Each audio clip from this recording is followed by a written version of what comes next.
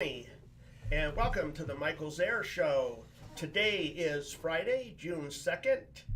We're coming to you live from the Rising Eagle Studios here at the Warrior Healing Center in Sierra Vista, Arizona. And I can't believe May went by so quick. Wow. So, They all go by too quick. Yeah, they do. So today is my special guest interview is with Rod Saxton. Rod, thank you so much for taking time out to come in and sit down with me and share your story today. Just a couple really quick announcements. I won't have a show for 3 weeks, so my next show will be June 30th. And then also today we have the Fun Food Friday. So, and I'll put that out in the announcements at the end of the show. So between 11 and 3 o'clock, if you're looking for some good food, come on down to the Warrior Healing Center today, as the Cook Club is putting out something for June. So we already got a good morning there from Kathy Ann Rivera. Good morning, Kathy Ann. Thank you for joining us today. Okay, Rod, so tell us a little bit about yourself. Where were you born and raised at? Well, hi everybody. I'm going to tell you a story of hope and recovery and survival and resilience and that kind of thing. I was born at the start of the Korean War in Portland, Oregon, and grew up all over Oregon for a minute. My dad was in road and bridge construction at the time, and then we lived from Portland all the way down to Glide, Oregon, in different places, and lived in travel trailers and stuff like that, Right. Temporarily. And anyway, it was good. It was pretty good. I don't know when the wheels fell off. I don't really know that. I know, growing up in post World War II, with most everybody, males especially, were World War II veterans, and so when we were living in Portland, there was a lot of woods and open area, and all the neighbor kids and I played war games. Yeah. And did all kinds of stuff. Build forts and stuff Oh like yeah, that? Yeah, all of that. And I was 4, 5, 6 years old. Yeah. That kind of thing. Then basically, I don't know what was going on in my home at the time. I kind of blacked out all of it, but I was always in trouble. I was a good kid for a while, and then I don't know exactly what was done to me or with me or whatever, but my father had, I know now, I had a pretty bad untreated case of PTSD from Lady in Okinawa. He was in the 96th Infantry Division, and Okinawa was a bitch. Uh-huh. And at least he was in service company. He ran a dozer, but he tried to stay out of the infantry front line thing, but as best he could. But anyway, I had trouble with playing well with others. I remember in kindergarten in Portland. Uh-huh. I don't know what provoked it.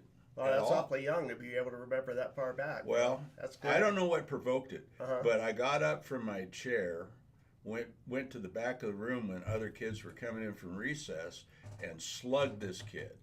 Now, I don't know what caused that, but I started assaulting people, and that's not a good start for a young kid. No. Not at all. And I was always in trouble from then on, pretty much, through one thing or another, my attitude or whatever. And the problem I had, and both my parents were smart. They went to college. They had good genetics, and I was a little too smart. Mm-hmm. And what I say today is, yeah, I was real smart, but I was only half smart enough because things got to me and I reacted poorly.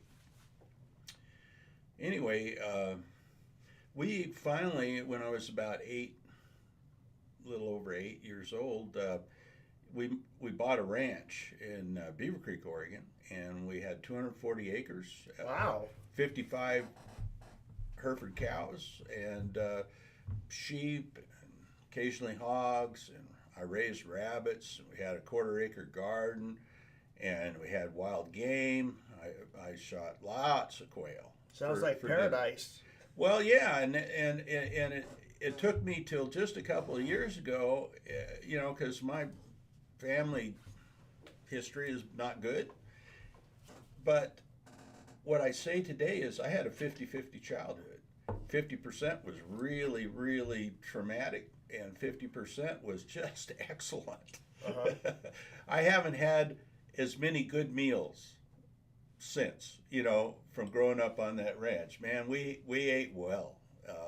Really, really enjoyed that part of it. But I got to hunt and fish whenever the chores were done, which took a long time. I was basically, cowhand, farmer, tractor operator. I'd get up at 5 in the morning and feed the cows and do whatever needed to be done, pack water in the winter, that kind of thing, because of freezing water tanks. And then I'd get on the bus at 7 and take the hour ride to Malala to high school. So it'd take an hour, huh, to get to high school? Yeah, it took an hour. So you were out in the sticks then? Well, we were as far away from high school as just about anybody. Okay. But I'm glad I went to Malala instead of Oregon City. We had like 40 acres in Oregon City School District, but I'm glad I went to Malala. Anyway. Did you find that when you were going through school and making acquaintances and friends and stuff like that, that you kind of always attracted the wrong crowd of friend? You know what I mean? Well, the bad kids. Guess what? In the '60s, we were all bad? a little wild. Okay. A little wild in the streets, that kind of thing. I stopped fighting when I was in the 6th grade because my mother, I knew I was disappointing her. She always said, why don't you live up to your potential? Well, maybe if my parents had respected me and mentored me and nurtured me instead of just be abusive and downgrade and disrespect, and of course my father beat me, and right. We had a woodshed at the ranch. I'm intimately acquainted with woodshed. Oh God. Anyway, I'm intimately acquainted with what goes on, between a father and a son when the son's not up to his father's standards. Right. So, anyway, the thing is, I stopped fighting, so that got me out of a little bit of trouble. And then it was just the other stuff. Right. And, mouthing off. My mouth was... As all kids do. My worst... Well, when you're smart, you tend to be pretty insolent, pretty, I don't know. You don't toe the line very well. Right. So, but I was good in school. I enjoyed studies. I hated school. Yeah. And I think that's why I always kind of drew the bad element from school, because I was always more interested in like playing and goofing around, and I didn't want to take anything serious. Whereas you're living on a ranch, growing up, you're doing hard work, living off the land. Yeah. Well, the one thing that still bothers me a little bit is the work ethic that kind of I was indoctrinated with. It's like I'm a worker bee. I don't. When things need to be done, I get going to certain, as best I can. And boy, I wish I had the energy I had when I was in my 20s. Anyway, I was fair-minded, when the kids would be picking on somebody that was weaker or whatever, I kind of became the anti-bully, because I wasn't afraid of nobody really, and so I'd rescue the downtrodden, and I don't know. I'm pretty pleased with that I did that. I don't know where that came from. I think somewhere deep inside of me, I'm a pretty good guy. Okay. But not everybody saw that. See, and Right. so there was that. Anyway, it's my story. It's my story, and I must have had some ability to be resilient because I got through all that and still most of the time behaved pretty well. And then, and I want to talk about suicide some. Whatever my parents did, which is immaterial at this point, they're both long dead.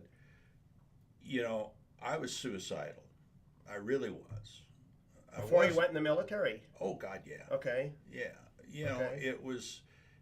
I mean, I was sad. I was depressed. I'd struggle to try to be somewhat normal, and it just I couldn't get it done sometimes. And I had ever since I was 8 years old, I'm a shooter. I had access to weapons. I had weapons, and that kind of thing. And so I could have done it. I could have done it. And I don't know. It's I think a mini miracle that I did really at that point. And then at age 15, I found booze. Now that's a whole story in and of itself, but it solved my problems. It solved the depression. It solved the anxiety. It solved everything. And I could be bold and comfortable with people and that kind of thing, even girls, Right. I mean, there's a reason people drink, and Right. I'm not confused about that. The problem is that what I know now, I was a real alcoholic from the day one. It had me, I didn't have it. So we'll talk more about that down the road. I tried to go to college. So you graduated high school then, right? Yeah, I Okay. did. I left home. I left home, and I was in trouble with the law in Oregon, and I had to go to Moses Lake, and where the folks had moved to in '67, and then I came back, and I lived with two different families until I graduated from high school. And what year was that you graduated? '68. In 68? Yeah. Okay. Yeah, like May or June '68. Okay. And I was 1A. I was 1A when I was 18, and so that meant, the draft board is very interested in talking to Rod, and I tried to go to college, and I just simply fell in with a really bad companion, and the long and the short of it is that I used IV meth for about 3 months and got so paranoid and crazy, and like a lot of people did. And this was USP meth. It wasn't the junk meth that Right. they make nowadays. Right. And I thought I had two choices at that time: either go to the state mental hospital or join the Army. Well, I talked to my father, and he helped as much as he could, and bailed me out numerous times, and so it wasn't all bad. It was just we had a difficult relationship, and anyway, I went back home to Moses Lake, and we chatted and that kind of thing, and I'd almost had to go in the Army when I was 17 because I was in trouble with the juvenile department, and there was a blonde involved. Did you have anybody in your family that had served in the military that you could kind of My get father. Oh, so your father wasn't in the military? Yeah, Okay. he was in the 96th Infantry in World Okay. War II. Yeah, I just said that. I thought. Well, I guess I glossed over it or something. Come on, try and keep up there, Mike. I am, but I thought you. I just got lost in this. It's But anyhow, it's okay. so he should have been able to tell you a little bit of like what to expect if you were going to join. Did you Oh have yeah. that talk? Yeah. Oh yeah. He he told me things like, "Don't volunteer. Get in the back rank and keep your mouth shut." Yeah. I couldn't do any of that. I was incapable of doing that because I've got a mouth, I got a brain, and they're attached Right. sometimes. Right. Oh, anyway, I decided to join the Army. And so I went to Spokane to the AFI station and got signed up, started taking tests, that kind of thing. Then they trained us over to Fort Lewis for 0 week. And I learned how to march. It wasn't difficult at all. You know, all of that stuff. I mean, I'd been a hunter. I lived outdoors. Infantry, army, that kind of thing. Second nature almost. Pretty much, yeah. Pretty much. And so I did okay, but I was in bad physical shape, and so I'd screw up and have to do all those darn push-ups, and it was physically challenging for me because I lost all of the condition I had playing sports in high school, and I played Little League baseball from age 7 on, and I was kind of an athlete, but I just wasn't successful enough or good enough to ever improve beyond a JV level. Anyway, so we get to Fort Lewis, and of course all the harassment, and it's like I had a black drill sergeant, and I thought he didn't like me. I thought he didn't think I was going to make it or something, and so he was kind of abusive, but I've been through that already. So Right. It was no big deal. It was like, I just took it personal, and so, my attitude was, maybe not perfect. But, See, one of the things though is when you went in the military, drill sergeants were allowed to go hands-on back then. oh, right? God, yeah. Yeah. See, that's he- that's a big difference. He never slugged me, but one time at the rifle range, we're shooting, I went through with an M14, and we're shooting at like 25 meters, short range. And, I tapped off 3 rounds in rapid succession. And he came around and hit me with his paddle. They had a paddle. Hit me on the back of the helmet with that paddle. I says, "Look, go down there and look at that target." I had them all clover leafed, about thumbnail size. Group. Wow. And it's like, he wouldn't look at my target. It pissed me off. It's like, you ain't talking to no rube here. I'm no city boy. Right. Anyway, there was lots of incidents, but I always made every forced march. I always made every run. I didn't fall out. I didn't whine and snivel a bunch. That kind of thing. The one thing I would say, though, being well fed most of my life, they gave us 4 minutes to eat meals then, and they didn't feed us enough. We were all real hungry, and the only time they fed us enough and gave us a little bit of time was right before a forced march. And these guys would be so hungry they'd just lose control, and I was a little smarter than some. I decided, no, I ain't eating because I know what'll happen on the march. Right. And so while, these 15, 20 guys were in the ditch puking, I'm marching. So, that was just my way. And I toted other people's rifles and packs and stuff like that. I like teams. I like groups that are designed to accomplish certain things, because I tend to do better in those than running amok individually. So the military really spoke to you then, kind of found your niche there. Well, yeah, and I had ideas that I might want to retire, one of the things about all the World War II guys that I grew up around, that had served, they told stories and they said, geez, if I'd have stayed in the military, I could retire by now. Yep. I heard that. I plugged that in. And so that's something that was a goal of mine. And it just, I didn't always appreciate the way management did things. Right. Anyway, and then I got through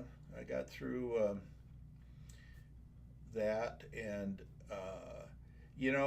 all the testing. I was in the top 2 percentile on the testing, and they said you can do anything you want except fly because my eyes. Okay. I had a hell of a time picking. Like 360 MOSs. It's like, and I have to pick. Jeez. So I picked small arms repair. I like working on guns. I like, Okay. like that. And so I thought, well, that'll be okay. I completely did not understand that what I needed to do in the Army might be, something that I might want to do if I ever got out. And I didn't look long term. I was just Right. in the, thinking immediately. And so they shipped me off to Aberdeen Proving Ground, and in Maryland, and that was an interesting thing. I mean, I did extremely well in school. In classes, we had an old German guy that taught small arms repair, and he was pretty good guy. And anyway, we learned pretty much everything from like 38 revolvers on up to artillery pieces, and so we were kind of depot trained. We could build them Right. from parts, that kind of thing. And then I had a little bit of leave. I don't remember, 17 days or something like that. Then I landed in Cam Ranh Bay in July of 1969. Where's that? Cam Ranh Bay, Vietnam. Oh, okay. And then that night we flew out, and I don't remember all the Air Force planes, but it was a small cargo plane. I don't know whether it was a Caribou or what, but flying down to the repo depot in Benoit, and we almost got shot down. I could see the green tracers coming up at us, and Wow. It's like, they had probably a 51, a Dishka shooting at us, and here I am, no rifle, no ability to fire back, nothing. It pissed me off. I was really frustrated with that. And we got to the repo depot, and they decided to send me to a unit up in Black Horse, where the third part of the 3rd Squadron 11th ACR was, and went to a maintenance unit there. One of the things that I understood about how we were fighting the war, I didn't get a rifle for 7 days, and we were, in the course of getting up there to Black Horse out of Swan Lock, it's like, well, Jesus, we're good. We're going through bad country, rubber plantations and everything. Great ambush sites. Right. It's like. Now, when you got there in '69, how long had Vietnam been going on at that time? Oh Lord. Well, we had troops in there, from '60 on, and we had advisors there. Right. From then on, and then the first combat troops, first infantry type troops came in '65. '65, okay. So, and I was just looking the other day, and the casualty rate for '68 was high. It was, but in '69 and '70, those years there was like 18,000 KIAs. When I was there, we were losing like 364 men a week, in KIA in the South Vietnam. And so it was no small deal. I mean, you know, I don't want to get into politics, but Right. I think the rules of engagement were designed to make sure none of us came back alive. That's my analysis. And you know, the units I was in, you know, were different than infantry units, but we were told you can't fire first. You know, unless you see an AK or something, you know, unless you see that they're engaged in warfare, you can't fire first. And so you got to wait until you know, the bullets are going by your ear Right. before you can shoot. It's like that's a hell of a way to run a war. It will make anybody crazy. Psychologically, if you get shot at and you don't shoot back, you're going to go crazy. And therein is a whole lot of my PTSD issues. Because you know, I was ready to pull triggers. You know, I wasn't shy. And it's just like, and you can't shoot a water buffalo because that's like 2.5 months payment, you know, paid, you know, that they're gonna ding you, because that's their farm, you know, that's Right. a Vietnamese farm Right. tractor, you know, and so, you know, I didn't really want to lose, you know, the $500, you know, I only made $7 a day as a spec 4 with combat pay. Wow. I would say, considering the risk, that's really underpaid. But anyway, there's a lot. I have a lot of opinions about and analysis. I mean, you know, I studied, I read books, and you know, that kind of thing. And yeah, we the strategy was wrong, the tactics were wrong. Now some units did well. There's no. Yeah, a buddy of mine was in the, I think, the 199th Light Infantry Brigade, and they were in the field every day. They didn't never go back to base camp. They were chasing and getting contact all the time, and so that probably would have worked better than, you know, these ops that last for a week or whatever, Right. and then you go back to base camp, and it's like, I don't know. Anyway, it was nothing like World War II, really, you know, where you blow everything away in front of you. It just wasn't like that.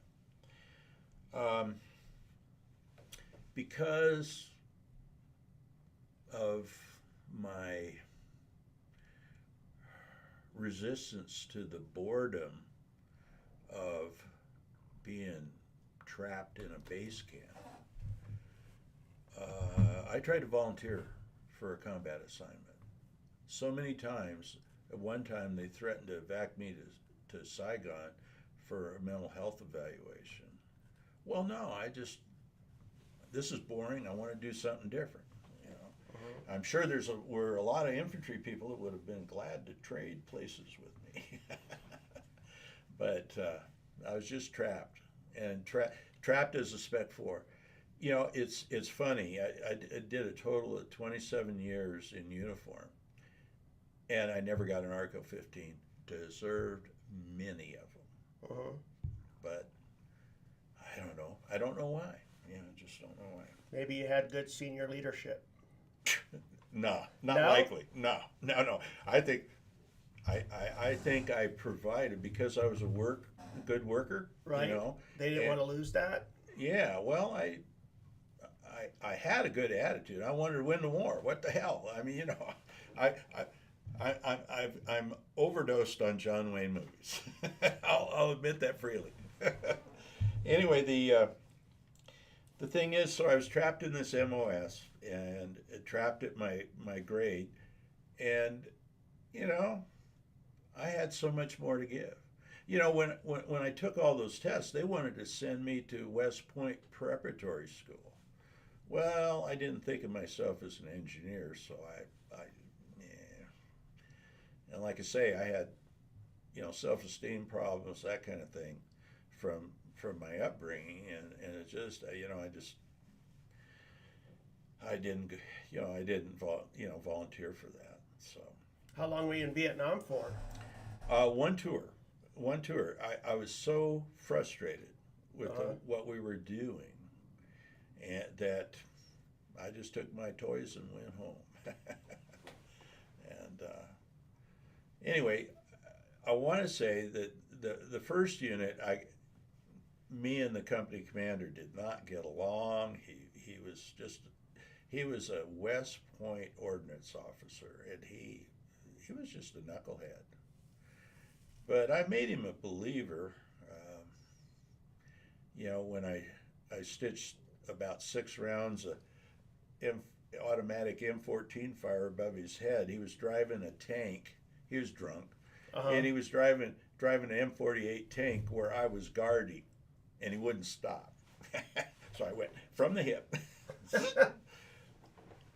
Yeah, I built a nice M14 full auto, with special stuff on it, and I could shoot. Now, it's probably lucky. My guess is that captain had a higher power too. Right. That saved his ass that day. Right. And I'd already tried to, take a star cluster and shoot it into his hooch when he was in there to set the thing on fire. He left me alone after that. I will say that. He left me alone. But I was on nighttime guard duty, for a long time, and then in November '69, I'm pretty sure it was November, they were going to rotate that maintenance company home, and so because we just got there, several of us, they sent us down to another maintenance company down the Delta at Ben Tui, and just north of Canto, and that I ended up in a gun shop that a special forces, an ex-special forces guy, a warrant officer, was running. We got along just fine. I told him what, he figured out what I was about. Right. And so I was on the QRF for the base camp and on convoy security duty. And so a few of us that were shooters, good people, we took care of running convoys, the 140 clicks from Ben Tui through 4 ferries up to Benoit and Long Bien. Now that was where I got most of the shooting in. And so a bunch of stuff happened, but what it came down to is we accomplished all the missions. We got home without a scratch, miracle upon miracles, and so I feel like we were really successful. And me and Mike Reed from Tennessee, we took turns kind of being in charge of the convoy, that kind of thing, and the security element, and so to a certain extent, I was leading men in combat, as a Spec 4. Wow. So, I was a born leader, so it's like, not hard. We had incidents with the MPs. Our convoy got stopped for speeding. Well, we just got hit down the road. We were DD-mowing out, getting out of the area, It's foolish, to engage in an unknown number of enemy forces and just stop. You don't do that. You drive through it and you go. Well, we were up to 60 miles an hour with a deuce and a half. We were really going, and this MP group stopped us. Brand new second lieutenant, brand new MP officer, and he was giving me a bunch of crap about speeding in Vietnam. Oh, brother. I leveled my M60 at him and said, "You need to go. You need to leave us alone. We got a mission to do, and we want to get there before dark." Yeah, I don't need a speeding ticket in Vietnam, right? And anyway, the guy was stupid. Yeah. I had my finger on the trigger. he had like 6 guys with him. Well, I don't know. I'm glad I didn't. I'm glad I didn't shoot him. But you know, it's like I'm trying to get a mission done, and you're interfering with me, and that ain't okay with me. So there was that. And then coming back for heading home at one time in Cholon, just outside of Saigon. This guy on a motorcycle, you know, one of them little 50cc Hondas, he got too close to our duels in the truck that I was in the back of with the machine gun, and he got too close to our duels, and his clothing stuck, and we run over, squished him good. Knew that was a problem. And the white mice, the Vietnamese police, were waving us to stop and let them have their way with us. No. I said no. So one more time, that M60 got us out of a jam. You know, I just pointed it at them, and they got the clue that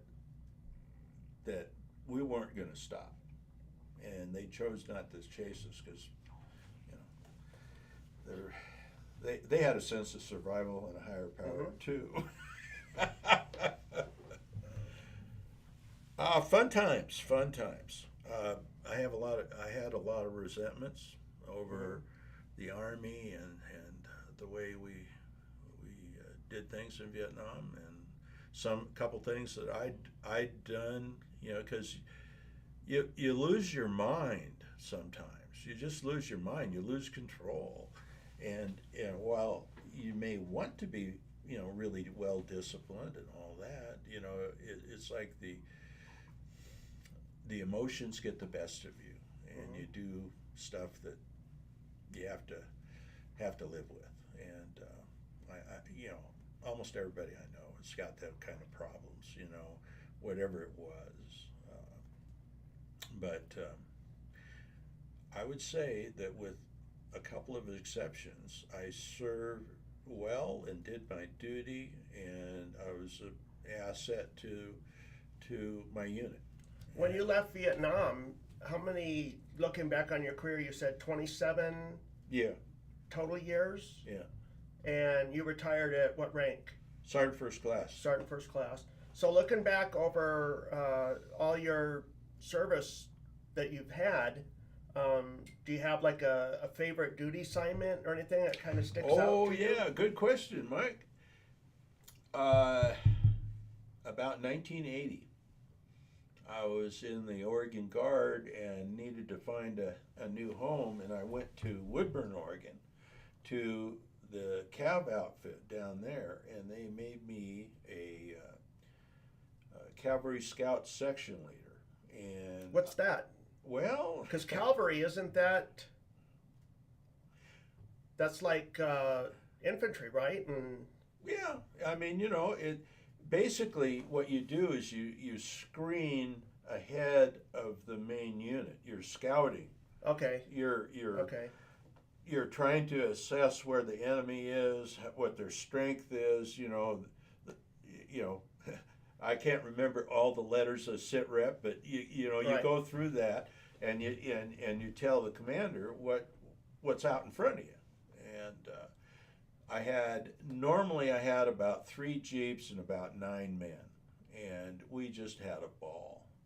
And we had 151A2s built by Ford, cost $2,300. Guess how much them Hummers cost? The taxpayer's getting it in the neck, man. Yeah. We had these Jeeps, and you know, if you drove them well, they would get you anywhere. We went up mountains and through trees and around big rocks and stuff. I couldn't get any new lower ranking people that could drive. So they ended up being the machine gunner, because I don't tolerate bad driving, you know, especially in my Jeep. Right. But they wouldn't let me drive, and because I was a staff sergeant, and so I had a buddy. He was a staff sergeant too, but they let him drive, and he was a good guy. I mean, we were just thick as thieves, and we both drinkers, you know, and we just had a ball with each other. Loved him to death. He passed, God, I don't know, 6-7 years ago, and he lived in Malala, and he was a good guy, good soldier. Yeah. You know, we just had a good time, and so you know, I'd pay attention to what's going on, read the map, call on the radio, that kind of thing, and I could do all of those at once. Couldn't do that today, I don't think. So where were you at when you retired from the Army? Were you in the Guard at that time? No. You're active? I ended up getting out of the Guard because I could get promoted, for one thing. Right. You know, I was stuck at Staff Sergeant, and there's a heck of a jump between E6 and E7 as far as money goes, and since I was going to retire, if I could, you know, I needed to go to the Army Reserve. And so I went to the 104th Infantry at Fort Vancouver Barracks in Vancouver, Washington, and I was in G3 test, which basically we went to basic training posts and gave tests, you know, to basic trainees, and that was good. That was a good gig. I enjoyed that. Okay, it was interesting because the women were trying way harder than the men to pass these tests, and yeah, they'd cry if they didn't do it right, you know, that kind of thing. But you know what? They had good motivation, and there was a whole pile of people, male people, that you know I would call substandard. You know, they weren't paying no attention. They weren't doing what they're supposed to do. I don't know. You know, it was disappointing. Now, 10% of the men were top drawer. You know, fit in any unit, Ranger unit, whatever. Anyway, I had a somewhat interesting Army career. I did in '74. I did go to advanced ROTC at Oregon State in Corvallis, and was trying to get a commission and go back into the regular Army.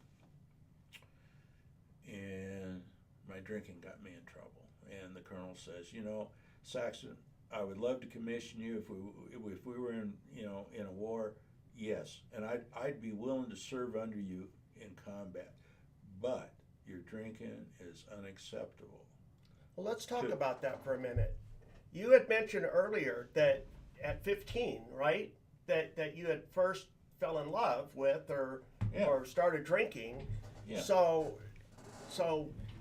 going back to that young age and what you went through as a child, then Vietnam added more to that. So what was it that led to your sobriety and realizing, oh wow, I've got a problem with alcohol here and I need to get help and I need to set myself straight? Well, that's a process. I'll get to that a little Okay. later if Sure. you'll hold on. All right. I think that's about all I want to say about the Army per se and growing up. So, I ended up getting out of the regular Army because I was done with them people. Because I got sent after Vietnam. I got sent to Fort Jackson. They treated us. There were 6 of us back from Vietnam, and they treated us. The people at Fort Jackson treated us worse than the civilians had treated us. Yeah, I hate hearing about that. God, I don't know. We're wearing the same uniform, but you're not my people, and I was pretty pissed. So many Vietnam veterans that I've interviewed and talked to about their reception coming back from Vietnam, It was horrible. It not was a just good horrible. feeling. Yeah, it was just horrible, and I don't want to go through that again ever. And because it's a wonder I didn't kill somebody.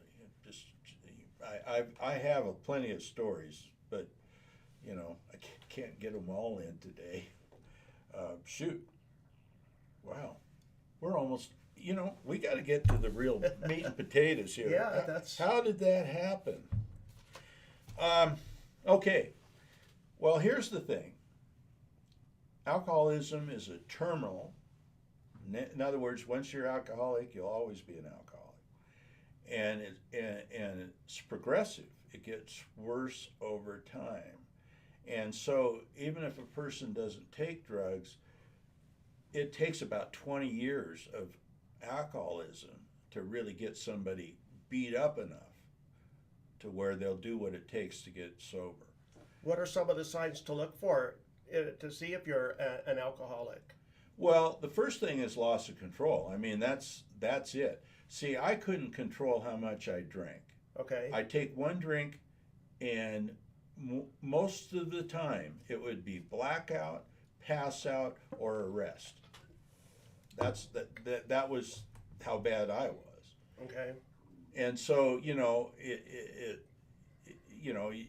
not everybody is that bad, but if you can't control the amount you drink, in other words, you lose control of your intake of alcohol, you're in trouble. You're in a lot of trouble. The other thing is, I couldn't control my behavior at all. Okay. It's like when you're in a blackout, you're running on instincts, and my instincts were all twisted up. They weren't normal. They weren't pro-social. They were kill. I mean, and I almost killed 5 people when I came back from Vietnam from PTSD and alcoholism. The combination. Right. And I believe God stopped me at the last minute right before I was going to break their necks. So something happened. I stopped. I let everything go.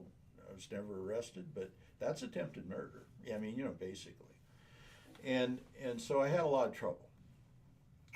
And so anyway, in 84 and 85, I was just, alcohol had always dealt with my guilt, shame, and remorse and resentments and all of that. It quit working. Last 2 years I drank out of that 20 years were just horrible. And I was just lost. I didn't think there was any help for a guy like me. And of course, we were never screened for PTSD or alcoholism, or the VA basically was just like everybody else: get out, stay out, and don't come back. Kind of people. Anyway, I was under arrest for my 4th DUI. Thought I was going to prison, and I gave up. I lost the war. Alcohol had me. I didn't have it. And so, I just thought I was going to prison under habitual offender laws, and what happened is that I'm sitting in jail trying to figure out, is there anything I can do? I decided to pray. I did not think I was good enough to get God's mercy. So I almost didn't do that, but I did. And I'm laying there on a concrete bench, and all of a sudden I'm warm. I have a sense of well-being, peace of mind for the very first time in my life. And the message I got was, you won't have to drink again for the rest of your life, but you better get your ass to AA. And so I did that. And I've been a good sober member of Alcoholics Anonymous since 12/2/1985. So that's like 37 and a half years. Congratulations. And so good job. I am nobody. It's hard, huh? I am nobody that special. I'm really not. Sure you are. It's a tough road. Oh. But but the thing is that, you know, if I can get sober, anybody can. Anybody can. But I had to get rid of my ego, because my ego is not my amigo, and it's edging God out. You know, when you overdosed on John Wayne movies and you're overdosed on testosterone, you think self-reliance, you know, that and self-knowledge, you can do anything. Well, guess what? Alcohol and drugs tend to wipe that out. They shut down all the higher brain functions, the memory, everything. I couldn't remember the pain and suffering of even the fall, you know, the day before. And so even though I made a real, you know, commitment to not drink the next day, but you know, by the afternoon I'm ready to drink again, you know, because it had me, I didn't have it. Right. And so the main thing is that it may be a solitary illness, but it's also a family illness. Everybody that's around you is affected. And in psychology, we use the number 50. Between family, friends, workmates, those kind of things, 50 people, we affect 50 people. Well, guess what? I was in victim stance thinking and whining and sniveling about oh, poor me, you know, like somebody did this to me. No.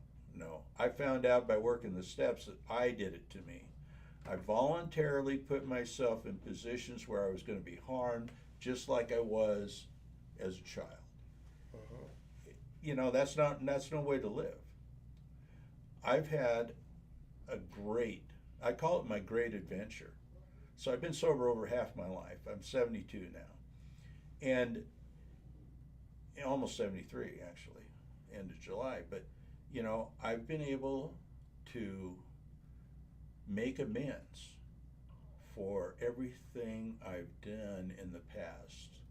You know, instead of conning and manipulating women to get what I want, I treat them with respect and dignity and care and concern. I help them all I can. I haven't been in any fights. You know, I've been, you know, pretty nonviolent, really, and you know, and because of some incidents in Vietnam, I get to save lives with God's help. I spent 16 years as a drug and alcohol counselor because God called me to do that when I was about 10 years sober. And, you know, I've carried the message of hope and recovery to thousands over the years. And what I can tell you is that it's easy. If you're alcoholic or drug addict, it's easy to get in recovery. It's very simple. May not be easy, but it's so simple. You know, a person in a rational mind would say, "Oh yeah, I'm going to choose that." The problem is we're not rational. We're deluded. We're thinking somehow, some way, we're going to be able to control and enjoy this substance. You know, fantasy, because you'll never be able to do that. It has you. You don't have it. I got freedom when I stopped drinking.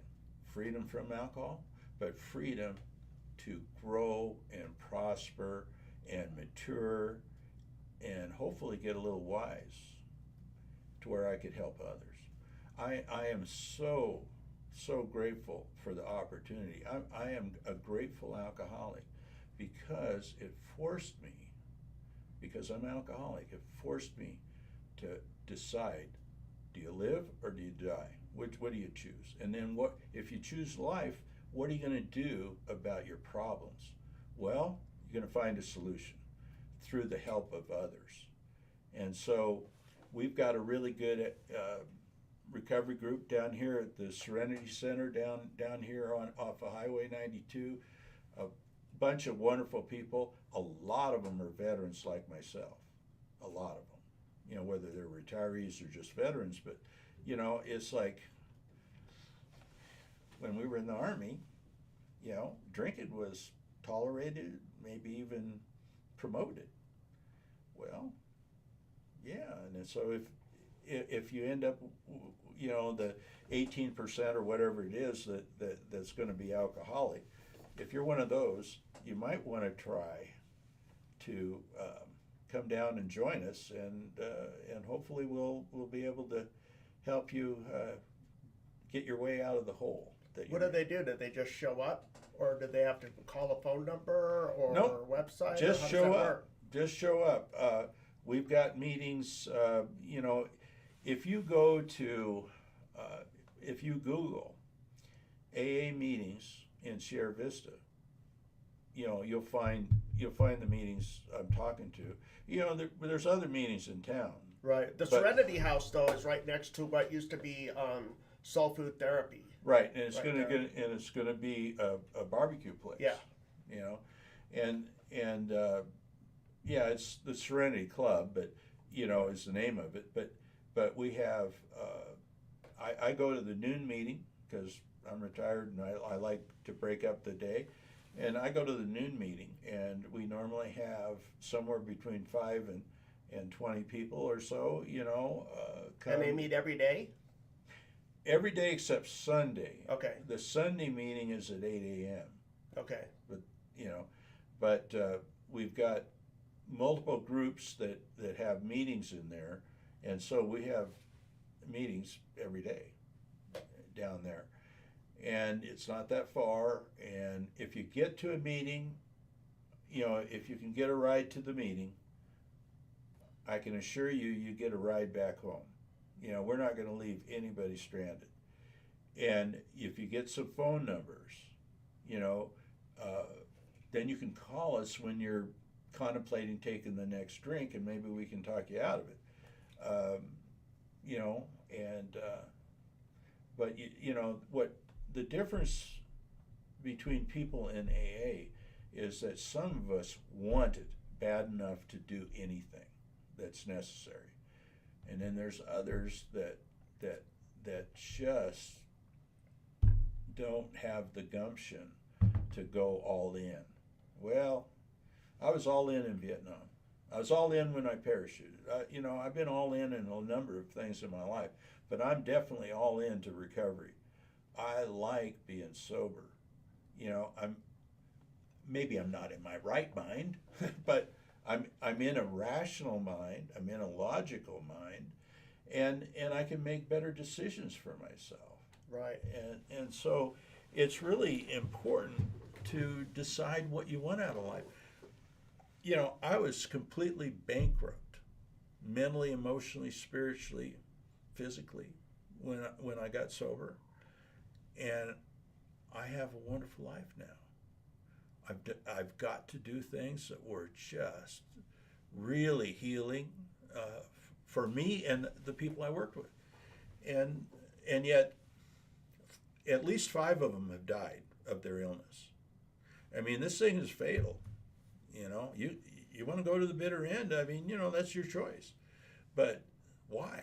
Why do you want to do that? Right. Well, as you know, the Warrior Healing Center is really big on preventing veteran suicide, and you know, 22 veterans a day commit suicide, and that's one of their biggest goals here is to try and not to try and stop it, but to put an end to that, to stop that. And I believe that sharing your number, sharing your story, hopefully will be inspirational to other veterans come in, and maybe we can bring that number down.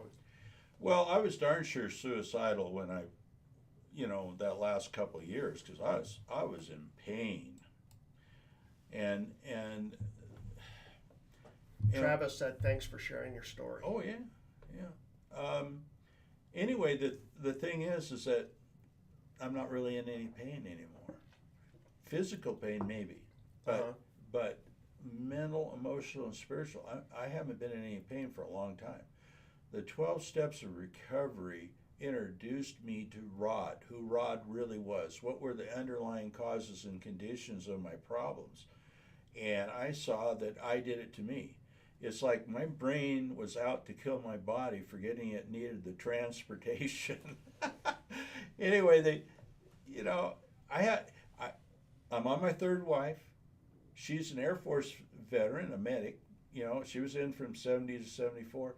She is the love of my life, and she supports me, and we have a wonderful, humorous, loving relationship. We yuck it up all the time, uh, and I call us the Saxton Clown Show because we have a good time, and we go around and share laughs with other people and that kind of thing. And you know, I sponsor 3 veterans right now. I sponsor other people, but I have 3 veterans right now, and they're part of our family. We care about people. We've learned that when you give away to others, you get so much back, and so that's what we do. We share our lives with other people, and they get healthier, they get happier, they get more hopeful. They're able to accomplish things that they couldn't accomplish before, because that's really God's will. God had a plan for me. He kept me alive. I probably blew this whole story. I've had so many near-death experiences, and God was there. Amen. I know that today. It took me a while to figure it all out, but I was saved from myself, and I didn't deserve it. So I just know, and you know, this is not a religious program; it's a spiritual program. But there's a force for good and a force for evil. I'm working for the force for good now. Before, I was invaded by this force for evil and did evil things. I'm so glad there is a possibility of recovery. So, in closing, because we get a lot of views after the fact, so people might be watching this later tonight, they could be watching it a week from now. Do you have any words of encouragement, anything that you'd like to say to anybody that might be struggling with alcohol or addiction right now that you could tell them some encouraging words? Well, you know, there must have been something inside me that gave me hope. That's one of the reasons I didn't commit suicide. But I really found love and acceptance and hope in AA. And so, you know, you can get out of the box if you want to. You just got to want to bad enough. You know, you've got to reach out. We can't read your mind. You know, we can't go police you up off the street. We're not going to do that, actually. You've got to show that you want it before we'll give you a pile of help. But if you want it bad enough, we'll give you all the help you need to get out of that seemingly hopeless state of mind and body that you're in. If you're a real alcoholic or a real drug addict.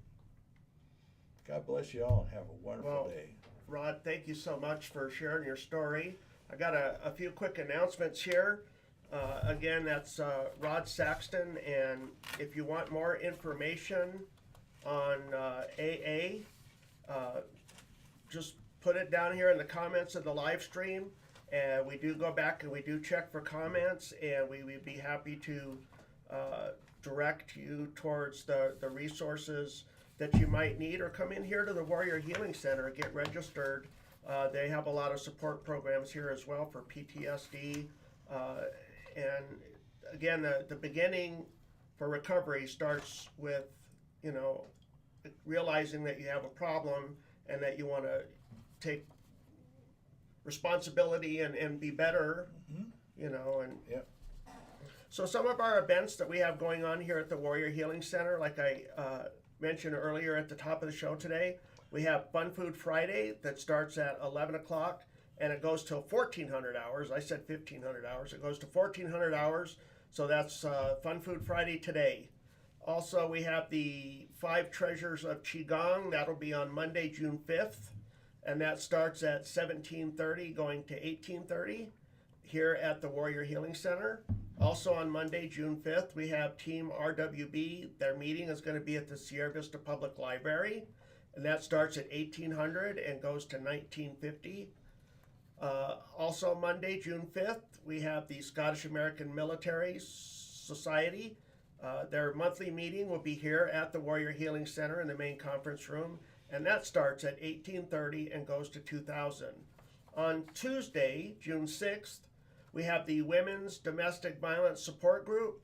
That starts at 1,300 hours and goes to 1,400 hours. On Tuesday, June 6th, we have the Service Animal Support Group, Hero Paws, starting at 1,600, going to 1,700 hours. I don't remember reading that one before. That might be a new group. Seems like that's Leslie Bryant does Hero Paws. On Wednesday, June 7th, starting at 0800, the Velovets Sierra Vista Group Ride. They meet at the Pueblo del Sol Country Club parking lot. And on Thursday, June 8th, we have the Team RWB Thursday night Home Depot loop. It's a run, walk, ruck taking place at Home Depot starting at 1,700 hours going to 18:30. Also on Thursday, June 8th, starting at 1,800 hours going to 1,900 hours is the DAV, Disabled American Veterans, monthly membership meeting. It will be held at Cochise College Downtown Center. So those are the announcements that I have for today. Again, Rod, thank you so much for coming in and sharing your story. And I encourage you, like I did off camera, I think that what you're doing is great, and I'd love to have you come in and maybe do a live stream of your own and bring some people in and maybe get an AA or recovery program going maybe on a live stream for those veterans, just to get an idea of what it's like and maybe to feel comfortable and you know, because it is kind of hard stepping out of your comfort zone and trying something, and that's why I think that would be kind of encouraging for veterans. So, and like I said, if you want to do that, I would be more than happy to set that up with you and get you going. So that's it for today. I will be back on Friday, June 30th. I'm taking a little bit of R&R this month, so gonna spend some time with the family. Everybody, have a great day, a great weekend. God bless. We'll see you